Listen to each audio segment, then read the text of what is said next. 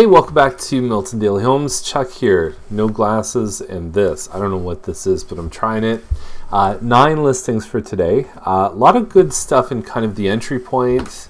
And there's 2 I would consider pretty low priced double car garages and total of 9 properties. So let's do this.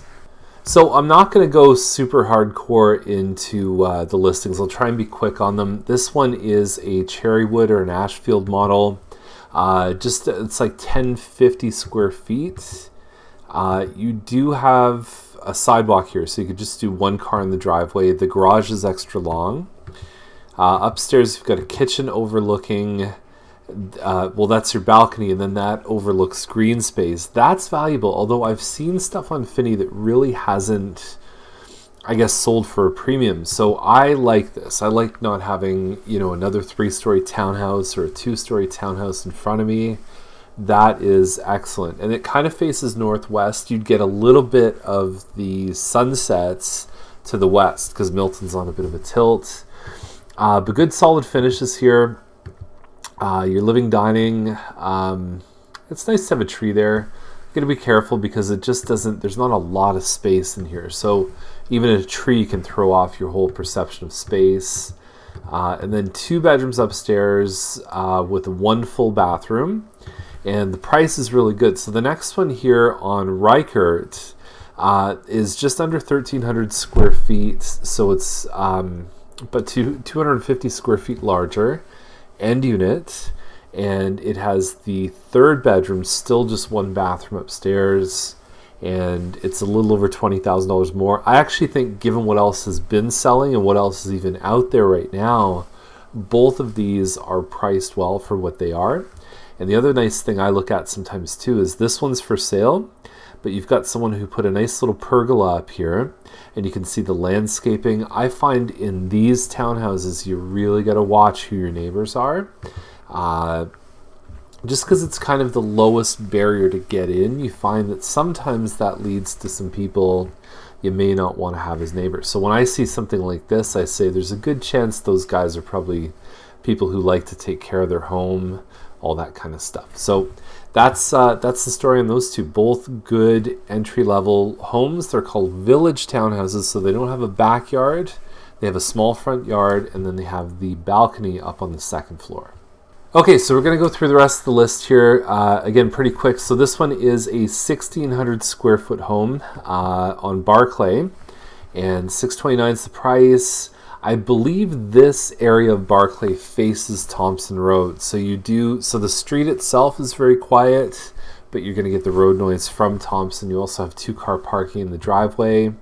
And it's a little more basic inside, but it's still a good size for this price. So 1,600 square feet, no finished basement.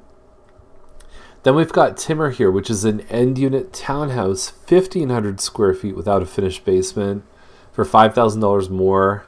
And again, they say feels like a semi. Well, it's not. It's an end unit townhouse, but functionally, there's nobody attached on the second side. And then you've got one on Shepherd here, which is 1,500 square feet plus a finished basement. And you're looking at a jump from that one of, what's that, 25 grand, something like that. So 15 plus the basement there. This one talks about finished living space. So it's exactly 1,500, and the other one's exactly 1,600. And then you've got whatever 400 square feet of basement space there. I skip past a lot of this new construction. I know it sells, but I just find the value is much better for most of the stuff that's sort of official resale instead of finding this brand new stuff. Some people like the fact that nobody's lived in the home before. I just find the prices are too much at a premium for what I'd recommend for clients. Okay, so a couple of low-priced double car garages. I always think with this model, it's called a Quincy Corner, that the best angle is to move it over and to have the shot of the double car garage, because this almost looks like a townhouse. Now, obviously, you can see detached here, but I think you have to go head on at this. And even if you get into the gallery, it doesn't really show There's nothing in this one that really shows the double garage, so you're relying on the fact that you kind of read it in the description. I think it's critical. I think this is one of those things that, like it might come back to bite them. You don't know if that's a single car garage. That's your money shot right in front on this one. And the other thing that's missing, I guess it's kind of there, is to show the green space. That's not bad, I guess, but I like to see it up a little bit more. That's an amazing price. So this one's 1878 square feet, 4-bedroom, double car garage. Get a corner lot, so your backyard's a bit wider, and then you have your green space behind. All of that for $770. There was a point in 2017 where this house probably would have sold for somewhere close to $900,000. So definitely a solid pick. Okay, and then the last one, 2,300 square feet, detached. Now this one shows the double garage a bit better, but it's still not fantastic. Looks like a reasonably open concept layout. It looks a bit older. The carpets, everything looks like it's probably, seen a couple of years. This is probably close to 15 years old.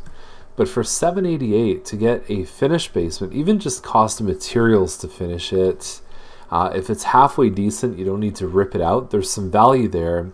And then plus the 23 upstairs, that's pretty amazing. So the only drawback on this one, and I think it is a drawback, but you are on the corner of Maple, which is a busier street, got all the commercial up on Maple, but you also have 1, 2, 3, 4, 5, 6 times 4. You have 24 people, maybe not the ground floor guys, but you have people that can kind of see in your backyard.